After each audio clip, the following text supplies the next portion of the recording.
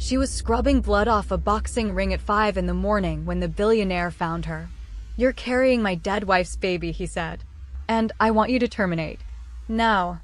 But there was one problem. Zara Mitchell doesn't take orders from anyone, not even Manhattan's most dangerous man. What happened next would change both their lives forever. But first, let me tell me how a fertility clinic's catastrophic mistake turned a desperate woman's last hope into the biggest scandal New York had ever seen. Hey besties, before we dive into this beautiful story, tell me where you're watching from, and don't forget to subscribe and like so I can share more heart-stopping stories with you tomorrow. It is your beautiful way of supporting us. Thank you all. Love you guys. The fluorescent lights in the women's locker room of Knockout King's boxing gym flickered as Zara Mitchell wrung out her cleaning rag, her hands aching from scrubbing dried blood off the canvas upstairs. It was 5:47 in the morning, and she still had to get to her second job by 10.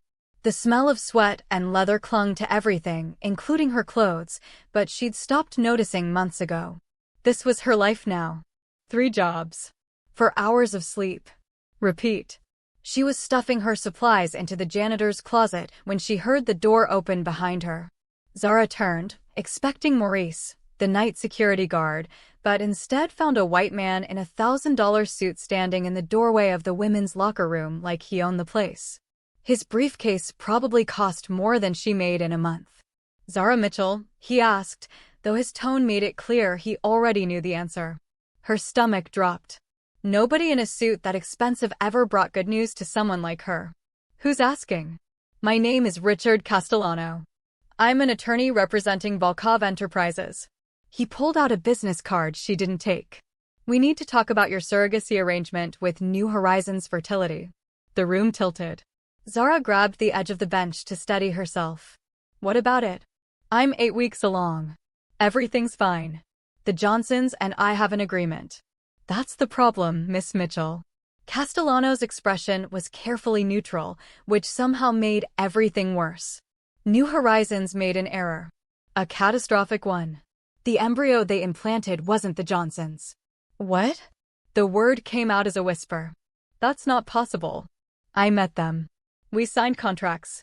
They showed me pictures of their other kids. The clinic mixed up the embryos. What you're carrying belongs to my client, Dmitry Volkov, and his late wife, Celine. It's their last remaining embryo. Mr. Volkov was not aware it was being used and certainly didn't consent to you as a surrogate." Zara's legs gave out. She sat down hard on the wooden bench, her mind racing. This couldn't be happening.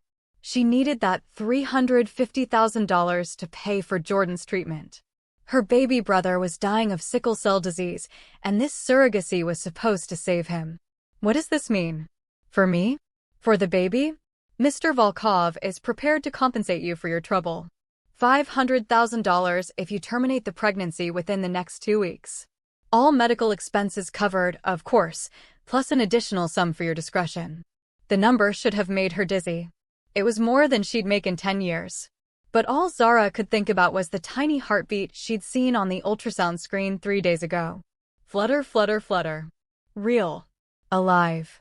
"You want me to kill his baby? We're offering you a significant sum to resolve an unfortunate situation." Zara stood up, and despite being 5'4" to 6' something, despite wearing a cleaning uniform while he wore Armani, despite everything that made them unequal, she made him step back.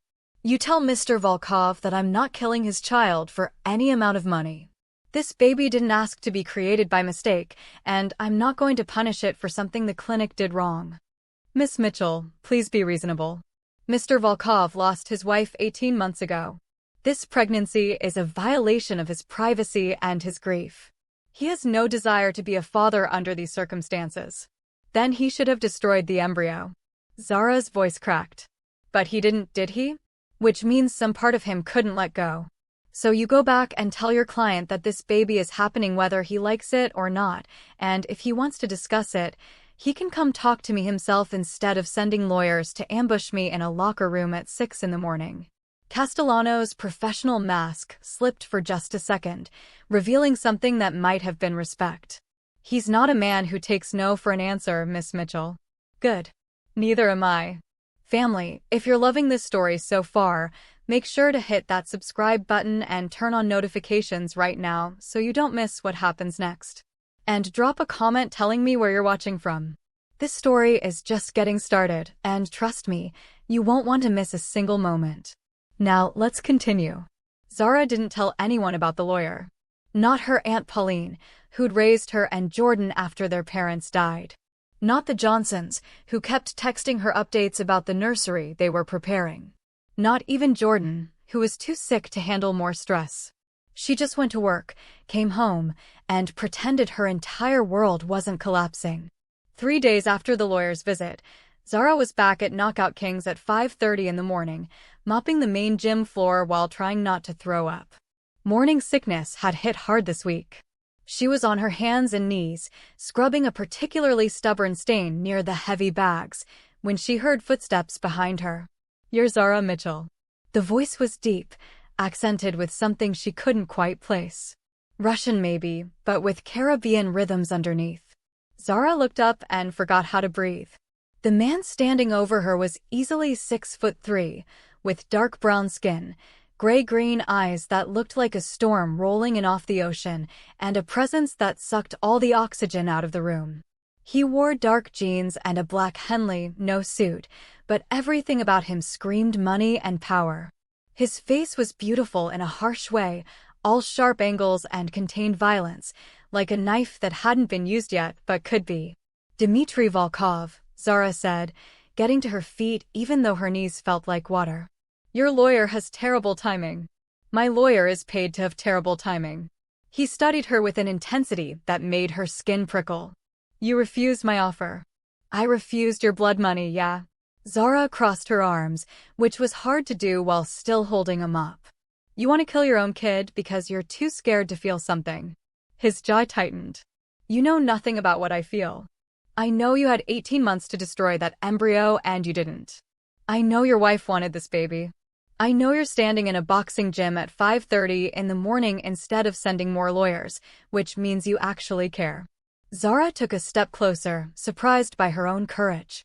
"And I know that baby in here," she put her hand on her still flat stomach, "didn't ask to be created by mistake, but she deserves a chance at life anyway." Something flickered across his face, too fast to read. "I don't know yet. But yeah, I think she's a girl. Call it intuition." Zara set down her mop. "Look, Mr. Volkov, I'm sorry about your wife. I can't imagine that kind of loss. But I'm 8 weeks pregnant with your daughter, and I'm not terminating. So you can either sue me, which will take longer than 9 months and accomplish nothing, or you can accept that this baby is happening. And you expect what? That I'll just hand you $1 million and walk away while you raise my child." "No." The word came out sharper than she intended. "I expect you to take her after she's born. That was always the deal. I'm a surrogate, not a mother. I carry her for 9 months, I hand her over, I walk away. The only difference is you're the father instead of the Johnsons." Dmitry moved closer, and Zara forced herself not to step back. He smelled like expensive cologne and something darker, like smoke and cold air. "You think you can carry a child for 9 months and just walk away?" "I think I don't have a choice." Her voice cracked despite her best effort. "My baby brother has sickle cell disease. He's 16. He needs an experimental treatment that costs $350,000, and insurance won't cover it. I became a surrogate to save his life. So yeah, I can carry your daughter and hand her over because Jordan dying isn't an option." Something in Dmitry's expression shifted. The hardness didn't disappear, but underneath it, Zara glimpsed something raw. "How old were you when your parents died?" The question surprised her. 12. "Car accident. My mom was driving Jordan to the hospital for a transfusion, and a drunk driver ran a red light. She died on impact. Jordan survived because she threw herself over him." Zara's throat tightened. "I've been taking care of him ever since. My mother died when I was 14, Dmitry said quietly. Breast cancer. She was an immigration lawyer in Queens, spent her whole life fighting for people who couldn't fight for themselves. When she got sick, the system she'd believed in failed her. Wrong diagnosis, delayed treatment, insurance denials. By the time they caught it, she had 6 months." He paused. I swore I'd never be powerless again. That's why I built my empire. Money means you don't have to beg anyone for help. Is that what you think I'm doing? Begging? No. His gray-green eyes held hers. I think you're fighting. I recognize it because I've been fighting my whole life. They stood there in the empty gym, two people who'd learned too young that the world didn't care about your pain, and Zara felt something shift between them. Not attraction, exactly. Recognition. I have a proposition, Dimitri said finally. You carry this baby to term. I pay you $1 million, plus all medical expenses, plus whatever your brother needs for his treatment. In exchange, you move into a property I own in Bed-Stuy, so I can ensure the pregnancy is monitored properly. After she's born, I take her. You walk away. We never see each other again. Why would you pay me that much if you wanted me to terminate? Because you reminded me of something. His voice was rough. My mother would have done anything to save me. You're doing anything to save your brother. That kind of love deserves respect, not punishment. Zara wanted to say no. Wanted to tell him she didn't need his money or his supervision or his pity. But Jordan's face flashed in her mind, the way he'd looked last week, so tired he could barely lift his head, and pride died in her throat. Okay, but I keep my job at the hospital. I'm a home health aide. Those people depend on me. You'll work yourself to death. I'll work as much as I need to. Those are my terms. Dimitri pulled out his phone. Give me your brother's doctor's information. The treatment starts this week. I haven't even signed anything yet. You just agreed. That's enough. He looked at her with those storm-colored eyes. I keep my word, Zara. Always. The question is, do you? She gave him the information. What choice did she have? 2 weeks later, Zara stood in front of a beautiful brownstone on a tree-lined street in Bed-Stuy, her 2 suitcases beside her, and tried not to cry. This was happening. She was really doing this. Jordan was already in the hospital starting treatment, Aunt Pauline was staying with him, and Zara was about to move into a house owned by a man who scared her almost as much as he intrigued her. The door opened before she could knock. Dimitri stood there in jeans and a white t-shirt, barefoot, looking more human than she'd ever seen him. You're late. I had to work. You're 10 weeks pregnant and working double shifts. That stops now. We've been through this. Zara picked up her suitcases and pushed past him into the house. It was beautiful inside, all original wood floors and exposed brick and light streaming through massive windows. The kind of place she dreamed about as a kid, but never thought she'd see from the inside. I'm not some delicate flower who needs to be locked in a tower. No, you're a stubborn woman who's going to work herself into premature labor if someone doesn't stop you. Dimitri took her suitcases despite her protests and carried them upstairs. Your room is on the 2nd floor. There are 3 bedrooms. I'm taking the 3rd floor. We stay out of each other's way. Sounds perfect. She followed him up the stairs, trying not to notice the way his shoulders moved under the thin cotton of his shirt. This was not the time to find the father of her baby attractive. How often are your people going to be checking on me? I'm my people. He set her suitcases down in a bedroom that was twice the size of her entire apartment. I'm staying here too. Zara's heart stopped. What? Why? Because I don't trust anyone else to make sure you and my daughter are safe. Dimitri's expression was unreadable. The clinic that made this mistake? New Horizons? They declared bankruptcy 2 days after my lawyer contacted them. The director disappeared. All the records are gone. Someone might have wanted this to happen, Zara. Until I know for sure, I'm not leaving you unprotected. The room suddenly felt too small. You think someone's going to hurt me? I think I have enemies who would love to have leverage over me, and a pregnant woman carrying my only child is the best leverage that exists. He moved closer, and Zara could see the fear he was trying to hide behind that hard mask. I've already lost 1 wife and 1 child. I won't lose another. I'm not your wife. No. But you're carrying my daughter. That makes you mine to protect whether you like it or not. The possessiveness in his voice should have terrified her. Instead, it made something warm unfurl in her chest. I can take care of myself. I know you can. I've seen you scrubbing blood out of boxing rings at dawn. I've seen you work 3 jobs while growing a human being inside you. You're one of the strongest people I've ever met. Dimitri's hand came up like he might touch her face, then fell back to his side. But even strong people need someone to watch their back. And you're volunteering? I'm insisting. They stared at each other, and Zara felt the air between them crackle with something dangerous. This was supposed to be business. A transaction. 9 months and done. But the way Dimitri was looking at her right now, like she was precious and breakable and fierce all at once, didn't feel like business at all. I need to unpack, she said, stepping back before she did something stupid like lean into that almost touch. Dinner's at 7. I cook. You cook. My mother taught me. She said a man who can't feed himself isn't really a man. Something sad and distant crossed his face. I'll make jerk chicken. It was her specialty. After he left, Zara sat on the edge of the bed and tried to figure out how her life had gotten so complicated.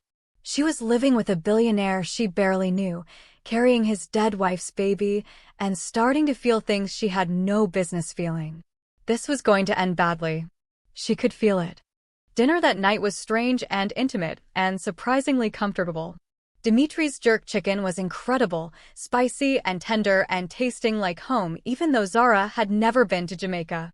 They ate at the kitchen island instead of the formal dining room, and he told her about his mother, about growing up in Queens with a Russian father who was never around and a Jamaican mother who worked 18-hour days to keep them fed. She wanted me to be a lawyer like her, Dimitri said, refilling Zara's water glass without being asked. Fight for justice, help people who couldn't help themselves. Instead, I became everything she would have hated. I buy buildings and kick people out. I gentrify neighborhoods. I destroy communities to build luxury condos. His jaw tightened. The Wolf of Hudson Yards. That's what they call me. Why do you do it then? Zara asked. If you know it's wrong? Because power protects you from pain. Because money means you never have to watch someone you love die because they couldn't afford treatment. Because, he looked directly at her, I'd rather be the monster than the victim. You're not a monster. You don't know what I've done. I know you're paying for my brother's treatment. I know you're protecting me even though you don't have to. I know you cook your mother's recipes when you miss her. Zara reached across the island and did something bold. She touched his hand. Monsters don't do those things. His hand turned over, fingers interlacing with hers, and the contact sent electricity up her arm. Careful, Zara. I'm not one of your romance novel heroes. I don't have a heart of gold waiting to be discovered. Good. I'm not looking for a hero. I'm just looking for someone who sees me as more than a womb with legs. I see you. His thumb traced circles on her palm. I see how hard you fight. I see how much you love your brother. I see the way you touch your stomach when you think no one's looking, like you're already attached to this baby even though you swore you wouldn't be. He paused. I see you, Zara Mitchell. All of you. She should have pulled her hand away. Should have reminded him this was temporary. Should have protected her heart before it was too late. But his touch felt too good, and she was so tired of being strong alone. Tell me about Celine, Zara said instead. Your wife. I need to know who she was. Dimitri's hand stiffened in hers, but he didn't pull away. Celine was a supermodel. Jamaican and Ethiopian. The most beautiful woman I'd ever seen. We met at a charity gala 7 years ago.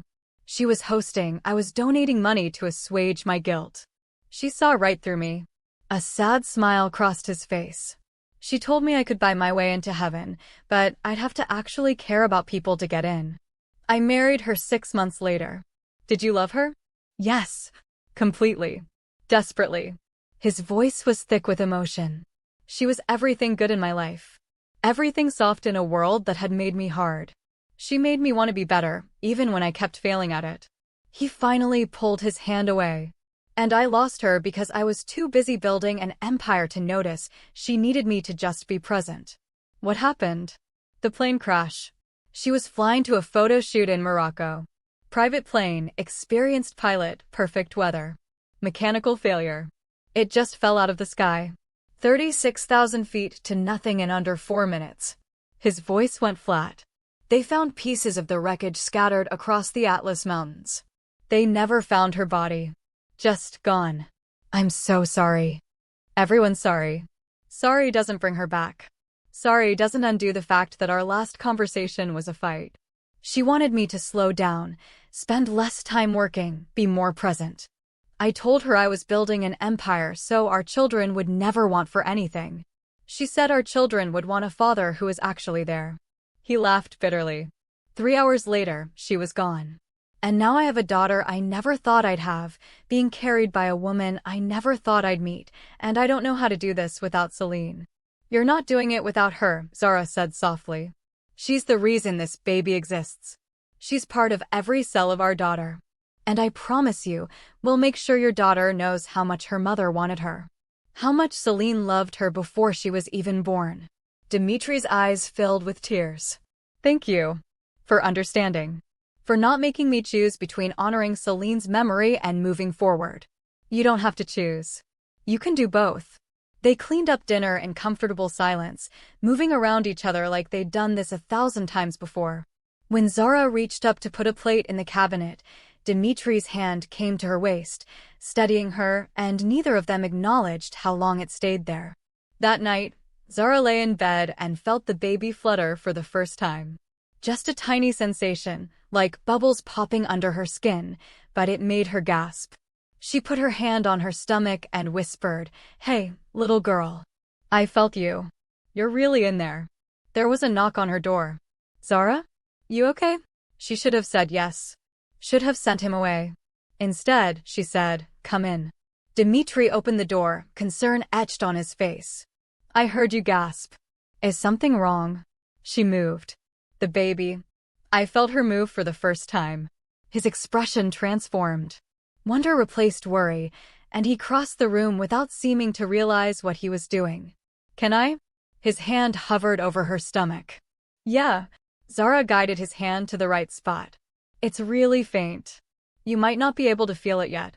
They waited in the darkness, his warm palm pressed against her stomach, both of them barely breathing. And then it happened again. Flutter, flutter, flutter. Dimitri's eyes widened. "That's her? That's our daughter. That's her." He dropped to his knees beside the bed, his forehead resting against her stomach, and Zara heard him make a sound she'd never expected from the wolf of Hudson Yards. He was crying. Quiet, shaking sobs that he was trying desperately to contain. "Celine," he whispered against her skin. "God, Celine, I wish you were here. I wish you could feel this. Our baby girl is moving. She's alive. She's real." His voice broke. "I'm so scared I'm going to mess this up without you. I don't know how to be a father alone." Zara's hand came to his hair, fingers threading through the dark curls, and she let him grieve and hope and feel everything he'd been holding back for 18 months. This was dangerous. This was breaking all their rules. This was going to hurt so much when it ended. But in that moment, with his tears soaking through her shirt and their daughter moving between them, Zara couldn't bring herself to care about rules or contracts or what happened in 9 months.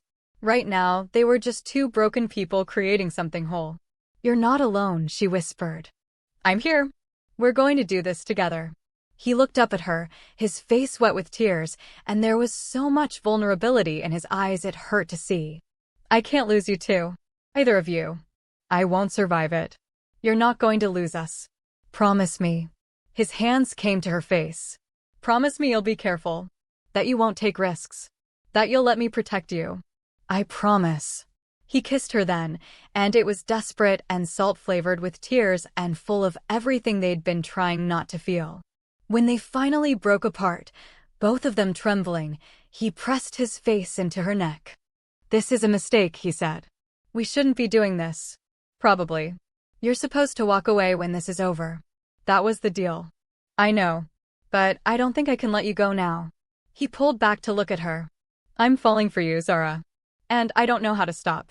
"Then don't stop." She pulled him onto the bed beside her. "We'll figure out the rest later. Right now, just stay." He stayed. They didn't have sex. She was pregnant, exhausted, and neither of them was ready for that. But he held her through the night, his hand on her stomach, whispering to their daughter about all the things he wanted to show her when she was born. And Zara fell asleep feeling safer than she had in years, even knowing this man was dangerous in 100 different ways. The next morning, everything felt different. Dmitri made breakfast, omelets with peppers and cheese, and they ate together while planning the nursery. I want her room to have windows, Zara said. Lots of natural light. And maybe we could paint one wall with a mural? Something beautiful she can look at.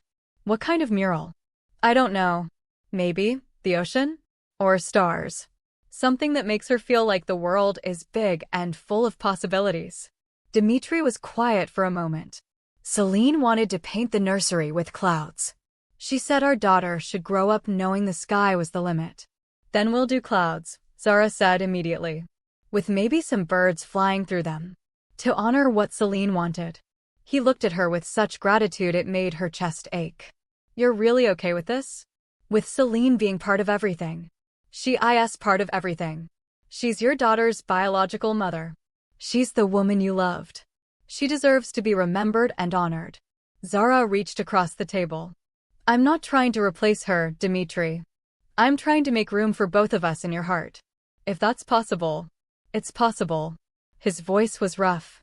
You're teaching me it's possible. The weeks turned into months. Zara's belly grew round and obvious. Jordan's treatment was working. He was getting stronger, gaining weight, laughing again. Aunt Pauline visited every Sunday and fell in love with Dmitri, especially when he let her teach him how to make her famous coconut cake. At 20 weeks, they found out for certain they were having a girl. Dmitri cried in the ultrasound room while Zara held his hand. Celine knew, he said, staring at the screen. She always knew it would be a girl. She was right. Zara squeezed his hand. Our daughter is perfect.